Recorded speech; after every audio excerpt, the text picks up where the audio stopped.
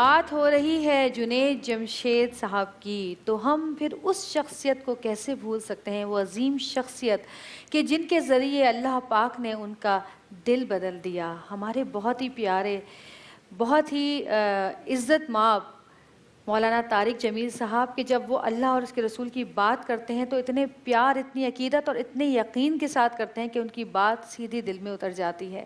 اور ہم ان کی زندگی کا جو ہے وہ جو ایک حصہ رب کی راہ میں گزر گیا، وہ اس کا جو ذریعہ تھے وہ مولانا طارق جمیل صاحب ہی بنے. تو ہم چل کے ان کا ایک چھوٹا سا بیان دیکھتے ہیں اور اس کے بعد پھر ہم آپ کو یہاں پہ بیٹھے ایک اور مہمان سے ملوائیں گے جن کے ساتھ جنید بھائی نے اپنی آخری نعت ریکارڈ کرائی تھی. تو چل کے ایک ہمارے بہت ہی پیارے مولانا طارق جمیل صاحب کا بیان دیکھتے ہیں. اللہ الرحمن الرحیم والصلاة والسلام علی رسولہ الکریم وعلی آلہ وصحبہ اجمعین. جنید بھائی رحمۃ اللہ علیہ کی آخری پڑھی ہوئی نعت پر چند کلمات کہہ رہا ہوں، بڑے دکھی دل کے ساتھ، نم آنکھوں کے ساتھ. اللہ کو ان کا اتنا ہی یہاں ٹھہرنا مطلوب تھا، مقدر تھا. اللہ نے انہیں بلا لیا، بہت اچھی جگہ پہ بلا لیا.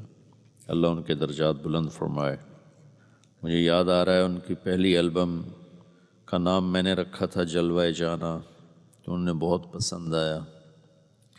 پھر ساری البمز کے نام انہوں نے مجھ سے رکھوائے. تو تقدیر کا تو کسی کو پتہ نہیں ہوتا، خبر نہیں تھی کہ اتنی جلدی بچھڑ جانے والے ہیں.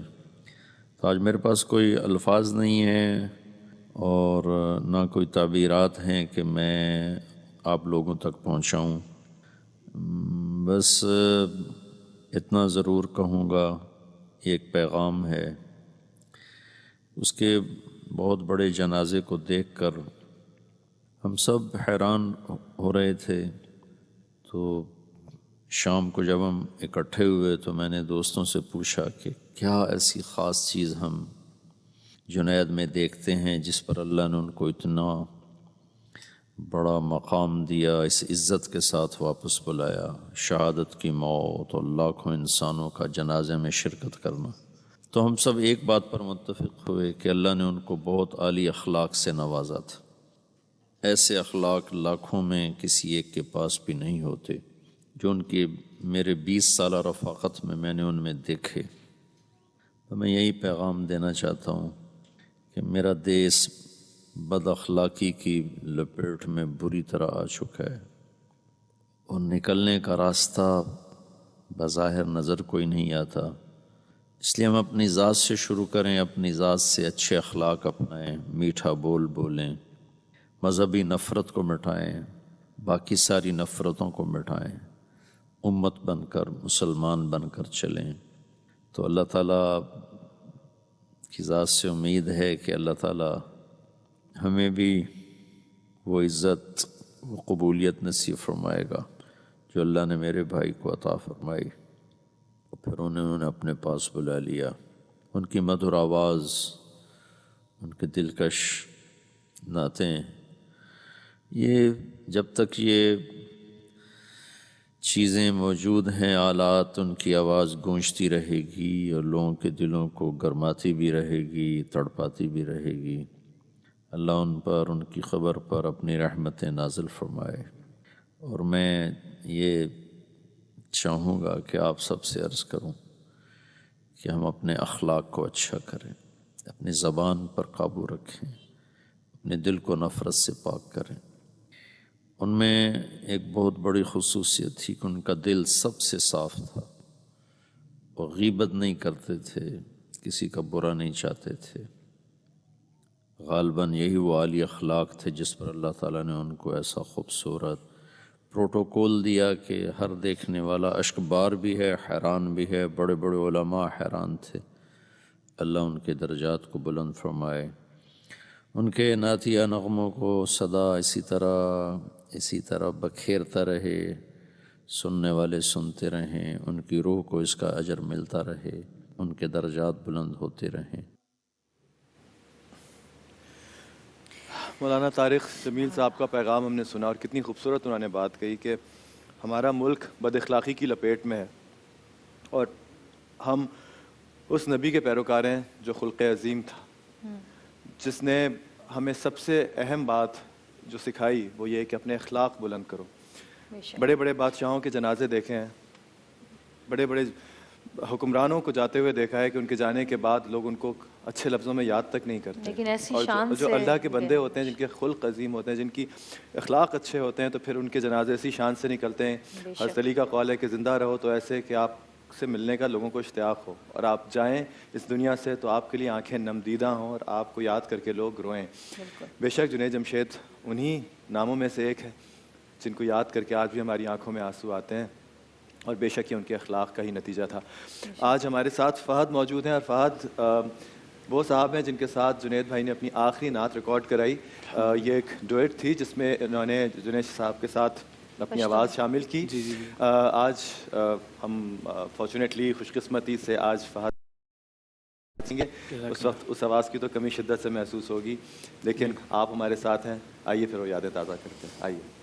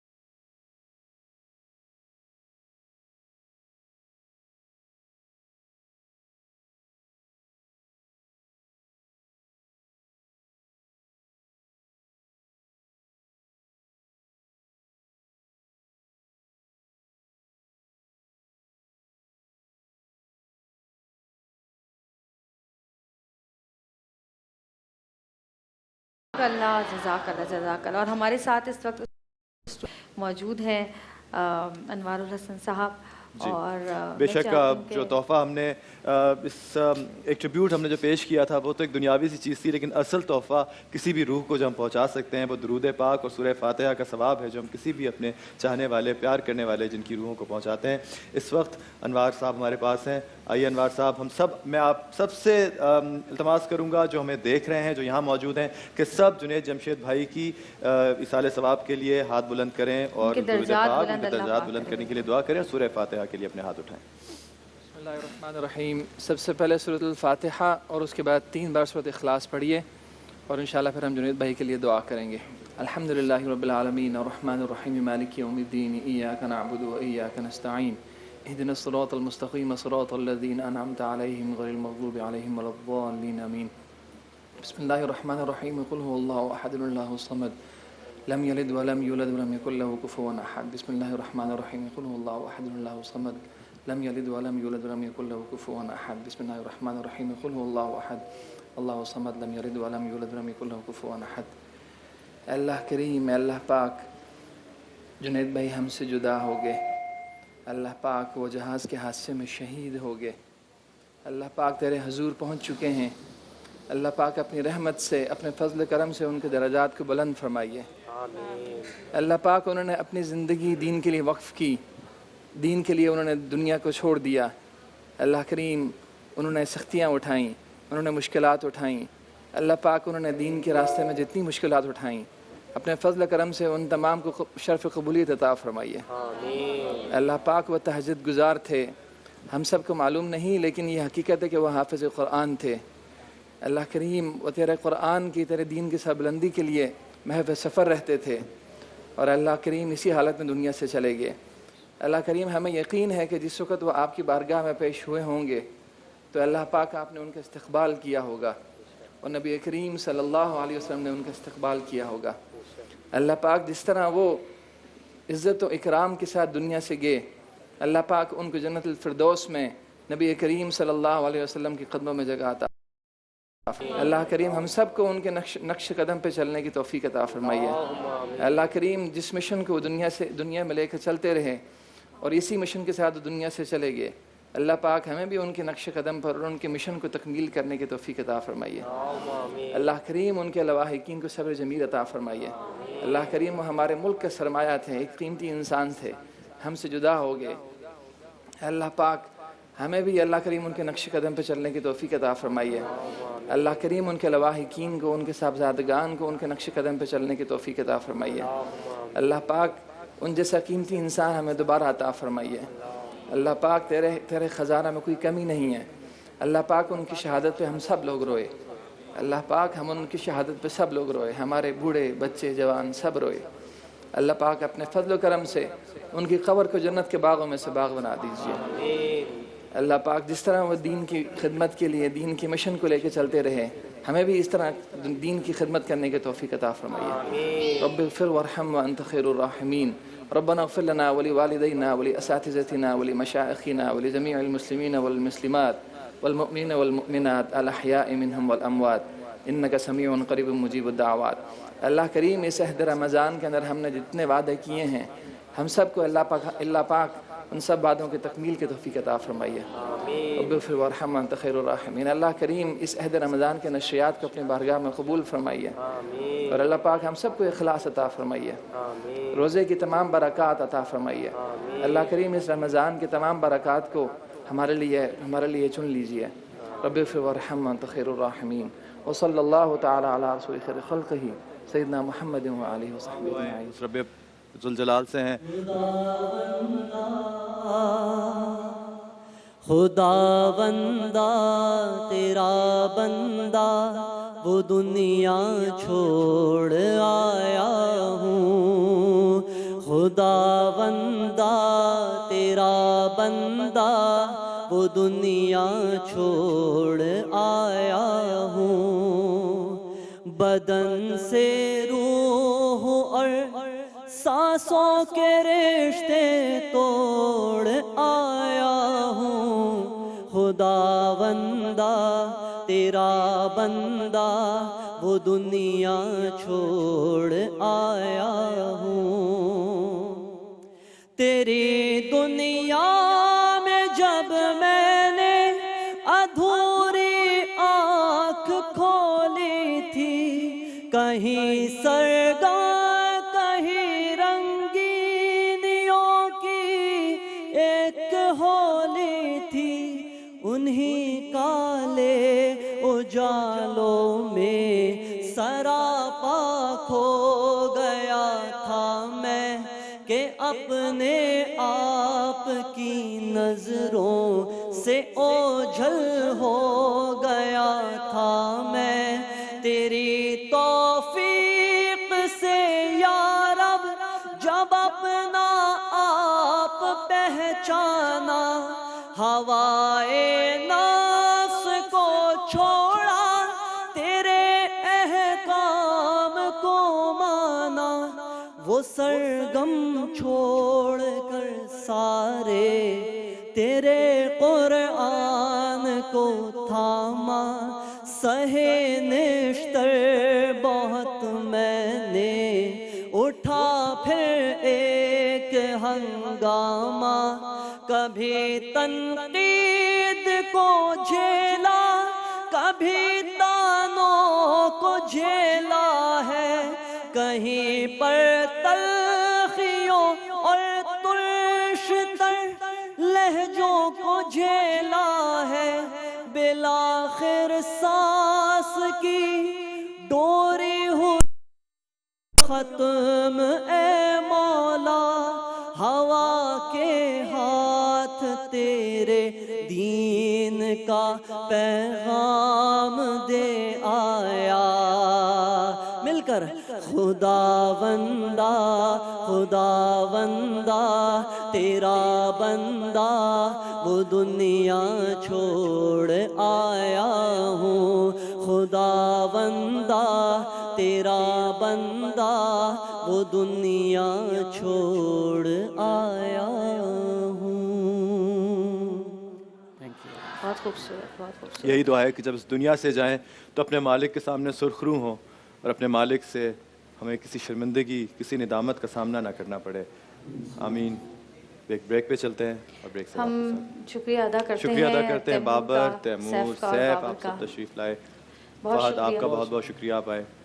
اور اس طرح ہر سال ہم آپ کو بلاتے رہیں گے، ہر سال ہم جنید بھائی کو یاد کرتے رہیں گے. جنید بھائی تو یہاں ہے نہیں، لیکن ہم آپ لوگوں سے ضرور کریں گے کہ ہماری ایکسپریس کی اور ہماری ٹیم کی جو یہ عہد رمضان کی کوشش تھی کہ آپ کو بلا کے یہاں انہیں خراج تحسین پیش کریں، اس کو آپ لوگ قبول کیجیے گا. بہت شکریہ، جزاک اللہ. اور یہ یادیں تھوڑی ایموشنل تھی لیکن ضرور تازہ ضرور ہو گئیں، اور بہت شکریہ جی. کوئی ایک پیغام آپ جو دینا چاہیں گے ہم سب کو؟ بالکل، میں سب کو دیکھنے والوں کو ایک بالکل بیسک سا پیغام دینا چاہتا ہوں جو میرے ابا کی زندگی میں دیکھا، اور میرے خیال میں سب نے دیکھا کہ پہلے ان کی کیا زندگی تھی.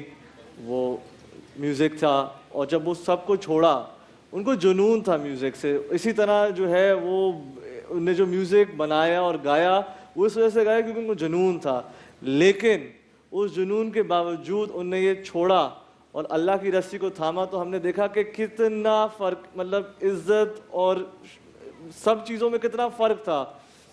اور ان نے خود اپنے ایک بیان میں بھی کہا کہ جب وہ ٹرانسفارم کر رہے تھے، جب اپنا وہ چھوڑ رہے تھے سب کچھ، تو انہوں نے کہا کہ ان کو 3 چیزوں کا بڑا ایک فیئر تھا اس وقت. ان میں سے ایک تھا کہ ان کی اتنی عزت اور اتنی وہ فیم تھی، وہ جب وہ چھوڑیں گے تو نہیں ملے گی.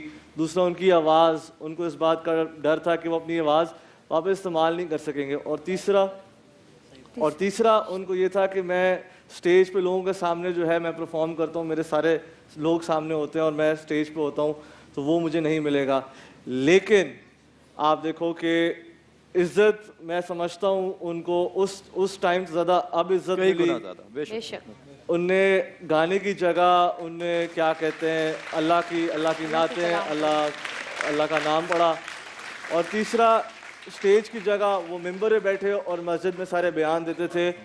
تو تینوں چیزیں ان کو واپس مل گئی. تو ہمیں ان کی زندگی میں سے یہ چیز دیکھنی چاہیے. یہ دیکھیے یہ گواہی ہے اس عزت کی. یہ گواہی ہے اس عزت کی جو آج بھی دلوں میں ہے اور ہمیشہ رہے گی. بڑے بڑے نام ہوتے ہیں جو پرفارم کر کے چلے جاتے ہیں اور کوئی ان کے لیے اٹھنا تو دور کی بات. تو یہ میں نے دیکھا کہ اللہ تعالیٰ نے جو ہے لوگوں کے دلوں میں عزت اسی وجہ سے ڈالی کہ انہیں جو ان کا جنون تھا اس کو انہوں نے ٹھکرایا, اس کو چھوڑا اور اللہ کی رسی کو تھاما. تو آج بھی دیکھ رہا ہوں کہ لوگوں کے دلوں میں اتنی محبت اور اتنا پیار اسی وجہ سے ہے کیونکہ انہوں نے اصل کام کو پکڑا اور جو ان کا جنون تھا اس کو ٹھکرایا اللہ کے لیے. تو آج یہ میرے سامنے ایک ہے میسج. تو میں سب کو یہی بولنا چاہوں گا کہ اصل کام جو ہے وہ اللہ کا کام ہے, اور یہ باقی ساری جتنی بھی چیزیں ہم کرتے ہیں یہ بس بیسک ہیں, اس میں آخرت کہیں نہیں بنتی. اصل کام جو ہے یہ اللہ کی رسی کو تھامنا ہے. تو یہ سب کے لیے میسج ہے کہ میں نے جو ابا کی زندگی میں دیکھا وہ یہی تھا. جزاک اللہ. بے شک اللہ عزت دینے والا ہے, اس کا اسم گرامی المعزز, اور وہی وتعز من تشاء وتذل من تشاء کہ وہ عزت دینے والا ہے. جب اس کا ذکر کریں گے تو اللہ عزت کیوں نہیں دے گا. اور بے شک اسی خوبصورت سی بات کے ساتھ ہم ایک چھوٹی سی بریک پہ چلتے ہیں اور ایک بار پھر آپ لوگوں کا شکریہ ادا کرتے ہیں کہ آپ لوگ یہاں آئے اور ہمارے اس جو چھوٹی سی کوشش تھی اس کو آپ لوگوں نے کامیاب کیا. دیکھتے رہیے گا عہد رمضان. چھوٹی سی بریک کے پاس واپس آتے ہیں.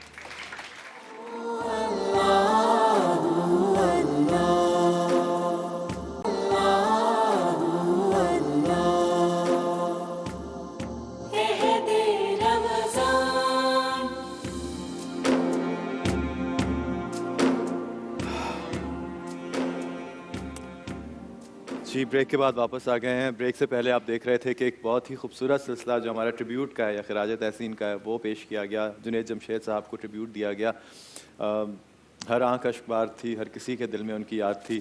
بہت ہی اچھا لگا کہ وہ ان کے تینوں صاحبزادے یہاں موجود تھے. فہد جنہوں نے ان کے ساتھ آخری نعت ریکارڈ کرائی وہ یہاں موجود تھے.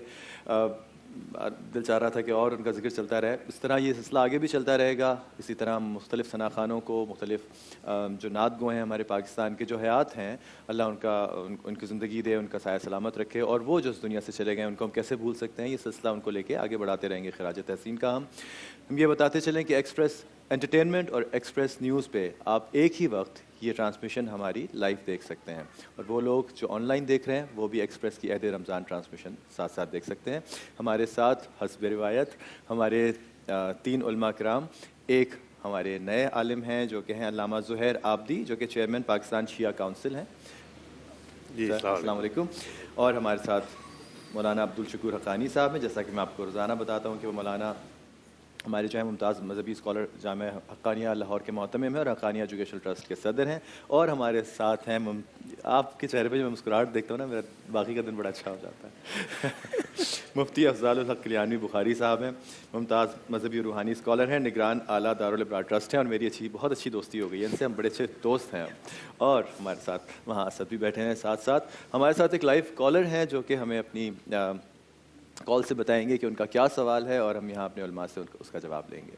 ہیلو ہیلو ہیلو ہاں ہیلو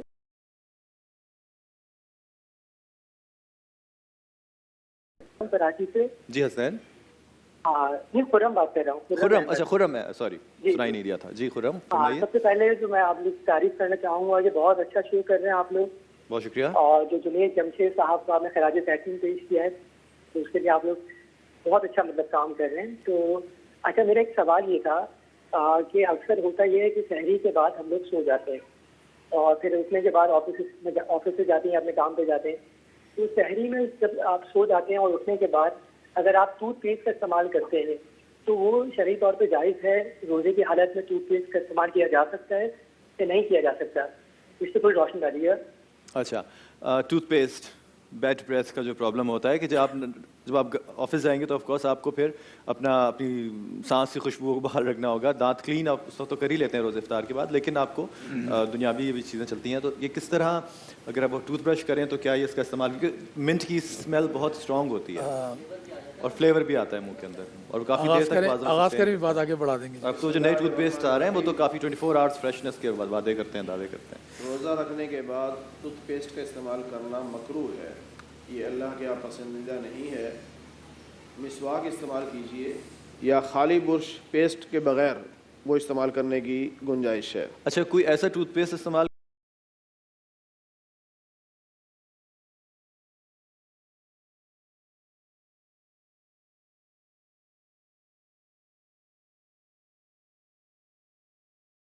اس سے کوشش ہی کریں کہ روزہ بند ہونے سے پہلے یہ کام کر لیں. اور دو باتیں, ایک تو یہ کہ یہ کام بھی جو نا سحری کرنے کے فوراً بعد کر لیں. دوسرا یہ کہ فوراً نہ سوئیں, پہلے فجر کی نماز ادا کر لیں اور پھر اس کے بعد پڑھیں. وہ ظاہر ضروری ہے, فرض ہے, یہ اپنی جگہ فرض, وہ اپنی جگہ فرض روزہ. تو اس لحاظ سے نماز کا اہتمام ضرور کریں. رمضان کی نمازیں ہیں, کبھی ہو جائے ایک الگ بات ہے تاخیر, لیکن اس میں اہتمام کر لیں. صبح جو ہے نا روزہ بند ہونے سے پہلے کر لیں تاکہ بے فکری سے ایک صفائی ہو جائے. رمضان میں عموماً جو ہے نا منہ میں مہک بہت آنے لگتی ہے, لوگ جو ہے نا اس کا خیال نہیں کرتے اور بڑی مطلب کراہیت محسوس ہوتی ہے, تو اس کا اہتمام رکھا جائے. روزہ دار کی منہ کی بو جو ہے وہ اللہ تعالیٰ کو مشک و زعفران کی خوشبو سے زیادہ, لیکن یہ وہ مہک نہیں ہے لیکن اللہ تعالیٰ کو پسند ہے. بندے جو ہے نا وہ وہ خالی پیٹ کی ہے, ہاں وہ ایک الگ چیز ہے, یہ الگ چیز ہے. یہ کھا کے سونے کے بعد جو اسمیل ہوگی نا وہ نہیں ہے مراد اس سے. ہاں یہ منہ کی وہ تو معدہ خالی ہونے سے جو اسمیل آتی ہے اندر کی, وہ الگ چیز ہے, وہ تو باہر نہیں آتی. وہ تو اللہ کے نزدیک مشک سے بھی زیادہ پسندیدہ ہے. اس کی صفائی آپ کیا کہیں گے؟ بسم اللہ الرحمن الرحیم. بہت اچھی طرح سے واضح کیا ہے مولانا نے. اصل میں بات یہی ہے کہ جب آپ روزہ افطار سحری کرتے ہیں, سحری کرنے کے بعد اگر آپ برش ٹوتھ پیسٹ سے کر لیں آپ صاف ہو جائیں گے, اور صبح جب آپ اٹھیں تو بہتر یہ ہے کہ آپ صرف کلی یا خالی برش آپ کر لیں, کیونکہ جو آج کل جتنے بھی پیسٹ آ رہے ہیں ان میں منٹ کے علاوہ ایک ذائقہ ہوتا ہے, اور ان کا ایک بہت امکان ہوتا ہے کہ وہ حلق کو تر کریں یا حلق کو ذائقے کو آپ کو محسوس ہو, آپ کو مشکوک بنا دیتا ہے. اسی میں شک میں پڑنے کی ضرورت ہی کیا ہے بس. لیکن منہ کی صفائی بہت ضروری ہے, کیونکہ جو ہے نا لوگ اہتمام نہیں خالی کرتے. کلی کر لیں یا خالی برش سے کر لیں. سونے سے پہلے اگر دانت صاف کرتے رہیں گے تو انشاءاللہ دیر تک رہیں گے یہ, اور جو ہے نا ساتھ ساتھ منہ میں بو نہیں ہوگی. یہ ضروری ہے آج کل رمضان میں خاص طور پہ. جی ایک اور کالر. ہیلو ہیلو عمران عباس. نہیں جی عمران عباس ٹی وی پہ نظر آ رہا ہوں. عمران عباس میں آپ کی بہت بڑی فین ہوں. اچھا بہت شکریہ, آگے بڑھیے. میں آپ سے ملنا بھی چاہتی ہوں. اچھا جی ملیں گے رمضان کے بعد. جی بالکل ملیں گے, بالکل ملیں. آپ تشریف لائیے ہماری ٹرانسمیشن پہ. جی فرمائیے. جی میں نے آپ کو بتایا تو تھا کہ ٹی وی کی آواز بند کیجیے. نام عمیرہ, اور آپ نے میرا سوال کا جواب بھی دیا ہے. ارے کون سا سوال کر لیا آپ نے مجھ سے؟ نام تو بتائیے پہلے. عمیرہ نام ہے میرا. عمیرہ, بالکل ملیں گے جی, ضرور ملیں گے. میں آپ کی ٹی وی اسکرین پہ روزانہ جو آ رہا ہوں آپ سے ملنے کے لیے, یہ ملاقات ہی تو ہے اور کیا ہے. نہیں مجھے فیس ٹو فیس ملنا ہے آپ سے. اچھا جی چلیے آپ سوال کیجیے علماء اکرام سے جو ہمارے ساتھ بیٹھے ہیں. مجھے ان سے یہ سوال کرنا ہے کہ پولٹری فارم میں جو مرغیاں ہوتی ہیں ان کو اینٹی بایوٹک ادویات دی جاتی ہیں, ان کو قدرتی طور پہ تو وہ بڑی نہیں ہوتی, ان کو انجیکشن دے کر بڑا کیا جاتا ہے. تو اسلام میں کیا حکم ہے, کیا ہمارا ان کو کھانا جائز ہے؟ نہیں, اس سے شرع کا کیا تعلق ہے اینٹی بایوٹکس سے؟ وہ کہہ رہی ہیں کہ مچھلیوں کو جو اینٹی بایوٹکس دیتے ہیں, نہیں اینٹی بایوٹکس ان کو نہیں دیتے, جو مصنوعی طور پہ ان کو جو ان کے جو ہاں وہ کھلاتے ہیں. اچھا شاید اس حوالے سے کہہ رہی ہیں کہ جو یہ غذا کھا رہی ہوتی ہیں وہ مچھلیاں, لیکن مچھلیاں کی غذا مچھلی ہو یا مرغی ہو کوئی بھی چیز ہے نا, اس میں ضروری ہے کہ جو چیز وہ کھا رہی ہیں یا انجیکشن دی جا رہا ہے وہ بس حلال اور درست چیز ہونی چاہیے. ان کا بھی وہ غلط نہیں ہونی چاہیے. ہاں اگر وہ صحیح ہے تو پھر ٹھیک ہے. اب وہ تو جیسے مرغی کیا کھا رہی ہوتی ہیں, وہ کون کون سی مرغی وغیرہ کا حکم آتا ہے کہ اگر وہ گندگی کھا رہی ہے تو اس کو 3 دن بند رکھ کے پھر اس کے بعد جو ہے حلال کر لیں تاکہ وہ صاف ستھرا معاملہ ہو جائے. تو ویسے کوئی نہیں, حلال ہونی چاہیے جو چیز ان کو جا رہی ہے. کلانی صاحب یہ ہمیں کیسے پتہ چلے گا کہ 3 دن پہلے اس کی ڈائٹ کیا رہی تھی؟ تو ہمیں مطلب بس وہ دیکھنا چاہیے خالی حلال پوچھیں گے. سر آپ کچھ کہنا چاہیں گے اس موضوع پہ؟ یہ کچھ عجیب ویگ سا سوال تھا, مجھے کچھ سمجھ میں نہیں. ہمارے جو فوڈ کے محکمہ ہے یا جو ہیلتھ کے محکمہ جاتے ہیں, یہ ان کی ذمہ داری ہے کہ وہ گاہے بگاہے چیک کریں کہ ہمارے جو برائلر مرغیاں تیار ہو رہی ہیں ان کو فیڈ کیا دی جا رہی ہے. یہ ان کی ذمہ داری ہے, گورنمنٹ کی ذمہ داری ہے, چیک کریں. اگر وہ ناجائز لیکن جو یا دیسی حرام مرغیاں چیزیں ہوتی ہیں دے یہ رہے بڑی ہیں شرارتی ہوتی ہیں، یہ کہیں بھی موٹا تو یہ ان کچھ کو بھی روک کھا دیں. لیتی ہیں. اگر وہ حلال ان کو خوراک دے رہے ہیں ٹھیک ہے، اگر کہیں شک پڑتا ہے کہ یہ حرام دے رہے ہیں اس کو روکنا چاہیے. جی. اور باقی مولانا نے جو مسئلہ بتایا وہ ایسے ہی ہے کہ جو مرغیاں باہر پھرتی ہیں، آزاد پھرتی ہیں، تو پتہ نہیں ہوتا کیا کھا رہی ہیں کیا نہیں کھا رہی. ان کا اصل حکم یہی ہے کہ اس کو 3 دن اس میں ڈربے میں رکھا جائے اور اس کے بعد اس کو ذبح کیا جائے. 3 دن تک ایکسکریٹ کر دے اپنی باڈی کے اندر جو. باجرہ واجرہ دانا وانا کھلا کے. اچھا کیا. جی زہر بھائی. اس میں اصل میں فلسفہ یہ ہے کہ آپ جو کھاتے ہیں چاہے وہ سبزی کی صورت میں ہو یا گوشت کی صورت میں ہو یا کسی صورت میں ہو، وہ دراصل آپ کے جسم پہ اثر کرتا ہے. جی ہاں. آپ کے خون میں اثر کرتا ہے، وہ خون کا حصہ بنتا ہے اور اثر کرتا ہے. اسی لیے ہماری یہ کچھ چیزیں حرام کی گئی ہیں کہ ان کے اثرات جو ہیں وہ برے باڈی کے اوپر. باڈی پہ. اب انہوں نے جو بات کی ہے وہ اینٹی بایوٹک کی، مجھے نہیں پتا کہ یہ اینٹی بایوٹک مچھلیوں کا اینٹی بایوٹک دیتے ہیں. طاقتور چیزیں کھلائی جاتی ہیں کچھ. جیسے ایک زمانے میں ہمارے یہاں بہت شور ہوا تھا کہ یہ مرغی کو جو غذا کھلائی جاتی ہے اس میں خون اور یہ ساری چیزیں شامل ہوتی ہیں جو کھلایا جاتا ہے. تو وہ مسئلہ تو وہی ہے کہ اسے کچھ دن رکھا جائے تاکہ اس کو وہ صاف ہو جائے. لیکن اس میں ایک چیز اور بھی ہے، جیسے کہ ابھی مولانا نے کہا کہ جی وہ باہر گھومتی ہیں تو وہ کیڑے مکوڑے کھا لیے یا کوئی ایسی کھا لیے. دیکھیے ہماری اسلام میں ایک چیز ہے کہ جب تک آپ کو کسی چیز کا یقین نہ ہو جائے، آپ اس پر اس کے شک میں نہ پڑیں کہ جی یہ کھایا ہوگا تو ہوا ہوگا تو ایسا ہو سکتا ہے تو وہ گیا ہے.